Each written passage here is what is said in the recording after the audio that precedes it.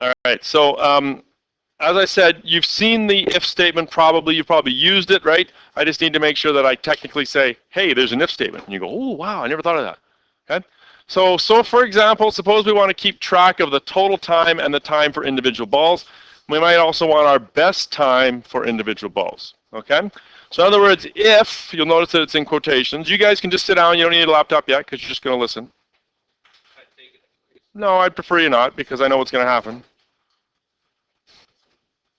In other words, if our current time is better than our best time, then our best time becomes the current time. And that's an important thing. Okay, this is a real important kind of situation. If our current time is better than our best time, then our best time becomes the current time, right? So you might even have variables like, right? You might have something like if current is less than best, then the best time equals which one? The current time. And that's a pretty important concept. And it's pretty obvious, but, okay? If the current time is less than the best time, then the best time is the current. That's, of course, if you want to be having a fast time, right? A lower number is better. If it's high score, then it would be something like if score is bigger than best,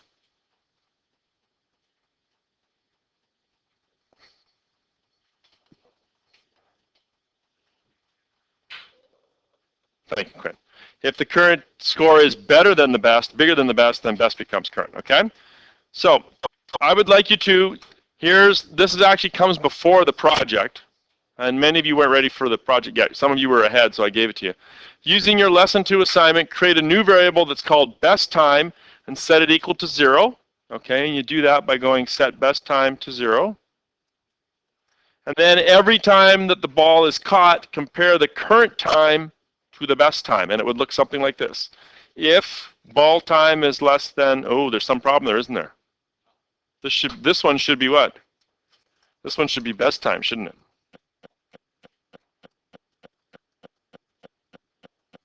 If ball time is less than best time, then set the best time equal to the ball time. Okay? So I'd like you to try that when you get a chance, right? And I also want to talk about different levels. And now I'm not near as experienced with video games as many of you are, I'm sure, but I know that there's different levels. So another addition you can make to your game is a new level. So I'd like you to create a new background for level 2, create a variable that stores the level, call it level, and decide what changes in level 2. Maybe there's more than one ball to chase, maybe an evil ball or monster is also chasing you, maybe the balls are faster, I don't know.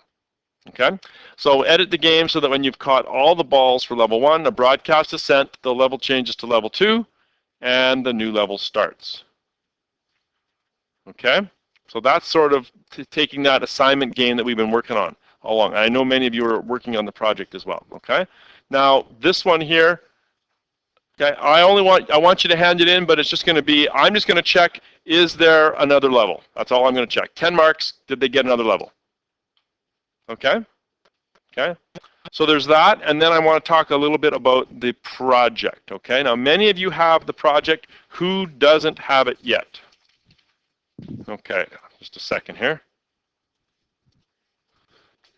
Okay, so with the project, okay, this is going to take you some time, okay? So the project says option 1, create a game based on a basket catching balls or eggs or whatever you like kind of thing. You could even, if you want to talk to me, I don't know how many people have played Space Invaders, the classic 80s game, right, where the thing goes left and right and you're actually shooting. If you want to give that a try, be my guest. Okay. This one, though, here, the balls will drop down, change the Y position, and appear at a random X position at the top of the stage. If the balls land, in other words, if the Y value is some negative value, then the player loses life. Do you guys have the project? Were you going to put your hand up when I said who needs the project? Do you want to maybe take that earbud out so you can hear me?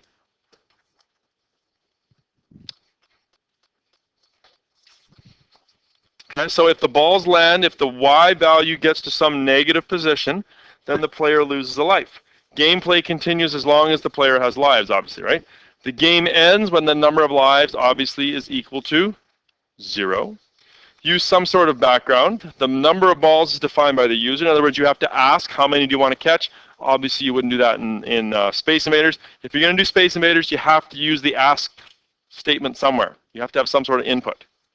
Okay? Maximum must be 50. It must be able to handle it if the user enters 50. If you say you can't catch more than 50 balls and some joker puts in 150, you got to say, no, you can't do that. Okay, you have to do some error handling. When a ball reaches the bottom of the screen, simply move it back to the top in a random spot. There's no need for 50 different sprites, Jason McDonald. No need for 50 different sprites. Plan your program around so you don't have 50 different sprites. Isn't it you that has like 27 different sprites? I don't remember. There's one I've seen where you've got lots of different sprites. Isn't it you? No? Or is it you, Riley? It's you? Yeah, don't do that. Sorry, Jason. The basket, or whatever is the catcher is moved left to right by the arrow keys. The basket starts with 3 lies. You can gain lies if you want to set it up like that. Have a timer. Record the time it takes to complete the game. Please use sounds to show that a ball is caught or dropped, as well as having the basket say a random saying when it catches or drops the ball. Actually, I'm going to take that out because I didn't teach you about lists. Don't worry about that. You don't have to say anything. Also, be sure to use the ask a question command to get the player's name. Use this somewhere in the program. Include a second, harder level in your game. So you got to have different levels. You have to have an ask and you have to have a say. Okay? Note, this is really important. Make it work completely for one ball. Then duplicate that sprite. The script will also duplicate. You will need to change, yeah, go ahead. You will need to change some script values to reflect the new sprite name. You'll also want to edit weight values.